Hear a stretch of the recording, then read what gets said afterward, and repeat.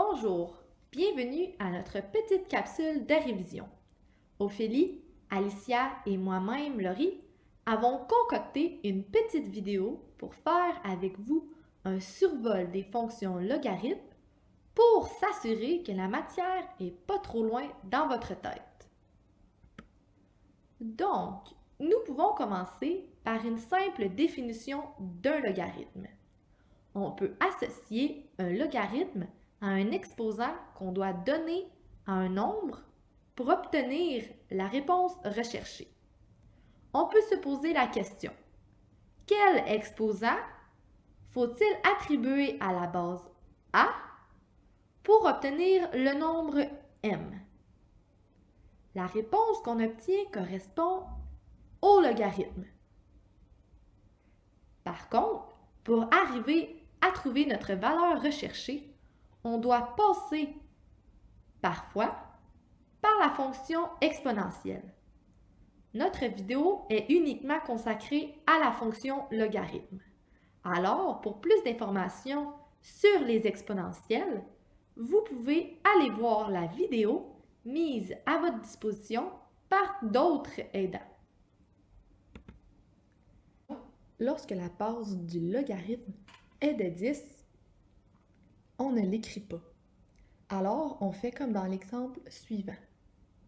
Le log de m en base 10 devient seulement le log de m, où on sous-entend qu'elle est en base 10. De plus, on utilise très fréquemment ce qu'on appelle le logarithme naturel, qui en fait un logarithme dont la base est le nombre e. Cependant, le m doit toujours remplir une condition. Le m doit être supérieur à 0. On va continuer la révision avec Alicia. À l'écran maintenant, vous retrouvez les deux graphiques possibles pour la fonction logarithmique. C'est les deux mêmes graphiques que vous pouvez retrouver dans votre aide-mémoire. Donc, dans les deux courbes, on peut remarquer que les deux vont tendre vers l'axe des y quand y est égal à 0, mais qu'elles ne vont jamais lui toucher. Cette situation s'explique par le fait qu'on retrouve une asymptote verticale directement sur cet axe. Une asymptote, c'est une ligne qui nous indique la limite que la fonction peut franchir. Donc, la courbe de la fonction n'ira jamais de l'autre côté de l'asymptote et ne va pas non plus lui toucher. Donc, on remarque que les deux courbes ne toucheront jamais au pointillé en bleu, à l'asymptote. Étant donné que la fonction ne touchera jamais à l'asymptote, eh bien, la fonction va tendre en y soit vers l'infini positif ou bien vers l'infini négatif. C'est pour cette raison que l'image de la fonction logarithmique comprend l'ensemble des réels. L'image, c'est les valeurs que la variable dépendante, la variable y, peut prendre. Les valeurs que peut prendre la variable indépendante, la variable x, se nomment le domaine. Si A, la base, se retrouve entre 0 et 1, eh bien la fonction sera décroissante. À l'inverse, si A est plus grand que 1, eh bien la fonction sera croissante. Donc, nous allons maintenant voir ensemble les principales propriétés des logarithmes qu'on va expliquer dans les prochaines diapositives, une par une. Vous pouvez également retrouver toutes ces propriétés dans votre aide-mémoire à la page 12. Donc, la première propriété ici est la propriété numéro 3 de votre aide-mémoire. On voit ici qu'il y a une multiplication qu'on va séparer en une addition. Donc, on va utiliser cette propriété pour faire une addition des deux termes multipliés. La deuxième propriété, juste ici, eh bien, c'est la propriété numéro 4 de votre aide-mémoire. C'est une division qu'on va séparer avec une soustraction. La propriété juste ici, la propriété numéro 5 de votre aide-mémoire, il s'agit de mettre l'exposant du m en évidence à l'avant du logarithme. Donc, le petit n ici en exposant va aller se retrouver à l'avant du logarithme. Donc, nous allons maintenant appliquer les propriétés mentionnées plus haut.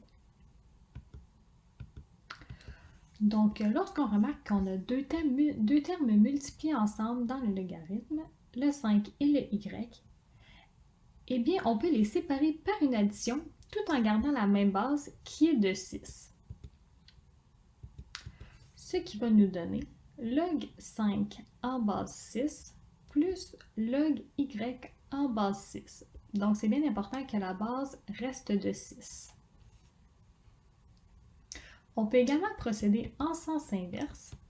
Donc, lorsqu'on a deux termes ici, log 10 en base 3 plus log x en base 3, eh bien, on peut multiplier l'intérieur de la parenthèse pour en faire un seul et unique logarithme. Donc, log 3 fois x. Donc, il est bien important ici de garder la base 3. Si les deux bases n'auraient pas été pareilles, eh bien, on n'aurait pas pu procéder. C'est maintenant à votre tour de jouer. Je vais vous laisser un 15 secondes pour développer log 3a en base 2 et pour réduire log 2y en base 5 plus log 8 en base 5. À vous de jouer.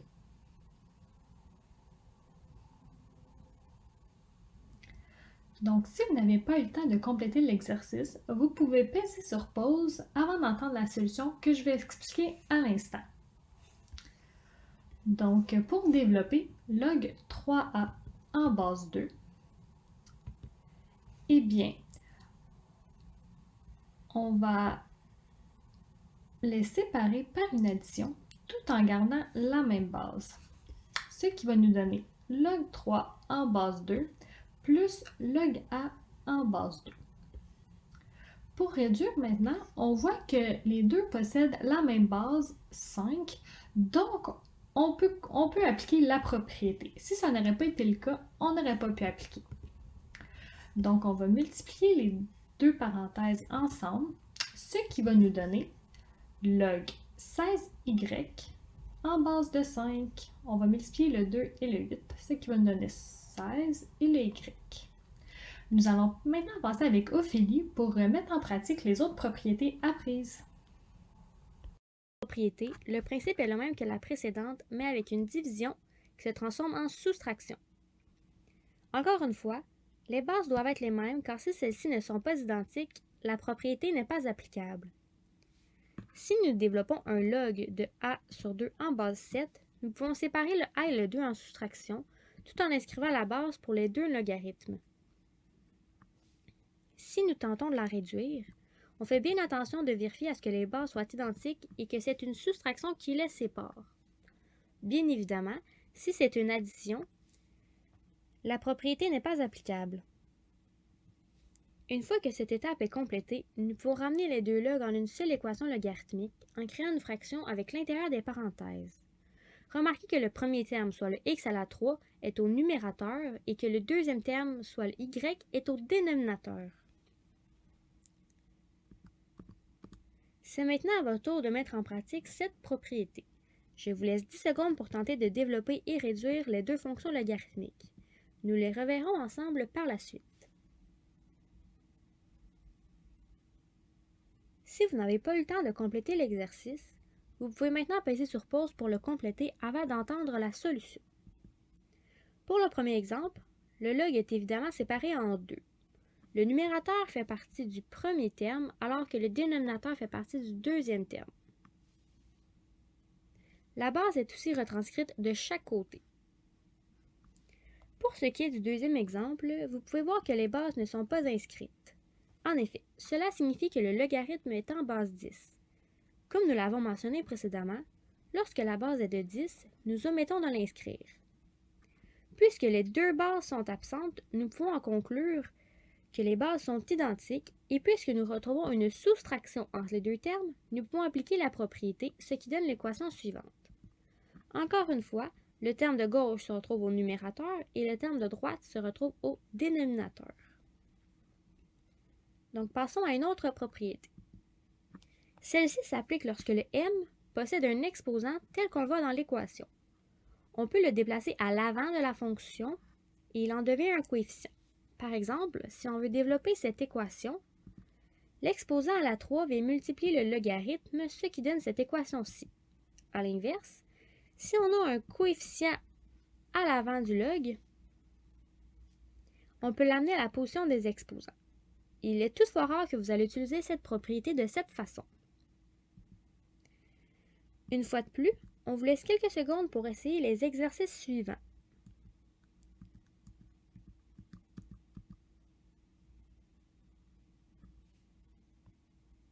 Pour développer la première expression, l'exposant 5 se retrouve à l'avant du log pour multiplier l'équation.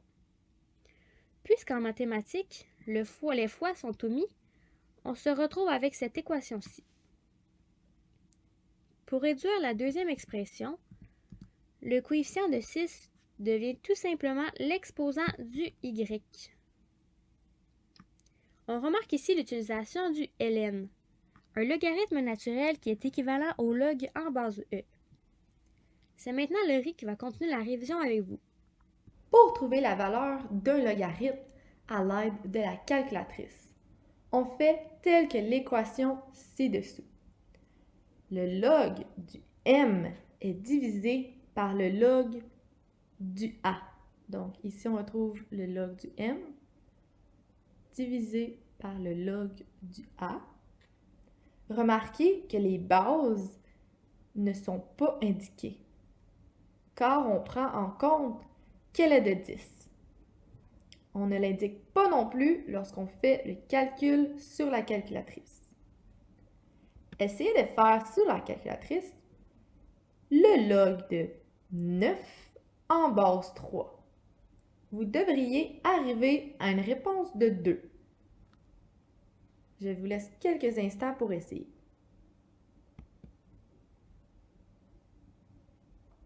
Si vous n'arrivez pas à la réponse, voici la démarche. Alors, on fait le log de 9 divisé par le log de 3. Cela donne 2. Le calcul utilisé pour trouver la valeur du log sur une calculatrice nous permet de comprendre les deux dernières propriétés, soit les propriétés 1 et 2 de votre aide-mémoire. En effet, en tapant le log de 1 divisé par le log de n'importe quelle constante,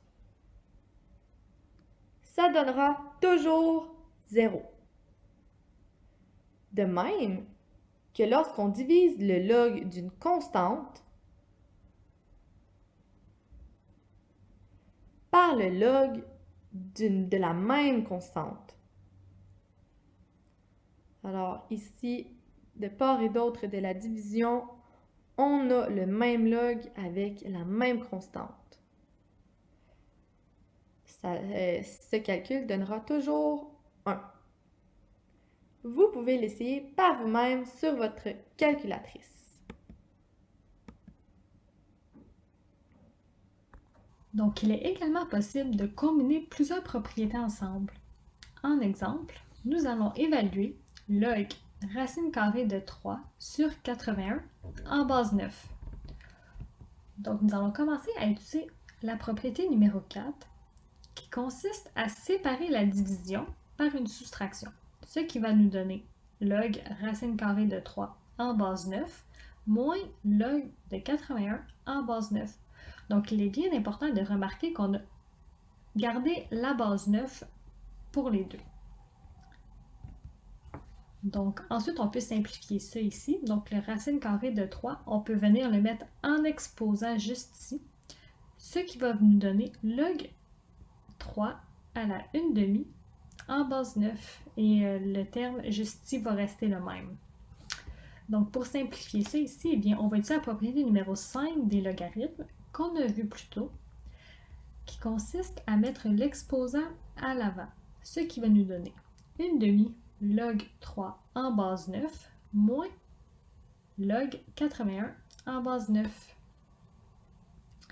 À l'aide de votre calculatrice, vous allez pouvoir résoudre ce terme-ci qui va nous donner 1/2 fois 1/2 et ensuite résoudre log 81 en base 9 qui va vous donner 2. Donc après, juste ici, la réponse finale va nous donner moins 7 quarts. Pour vous pratiquer davantage, on a préparé pour vous quelques exercices pour peaufiner votre technique sur les logarithmes. La prochaine diapositive, eh bien, c'est le corriger. Donc, vous allez pouvoir vous corriger à la suite des exercices. Pour vous pratiquer davantage, on a mis un lien pour vous ici. Donc, il va y avoir plus d'exercices et plus d'explications également sur ce site. Donc, on vous remercie d'avoir regardé notre petite capsule et on espère que ça vous a aidé. Donc, bonne révision!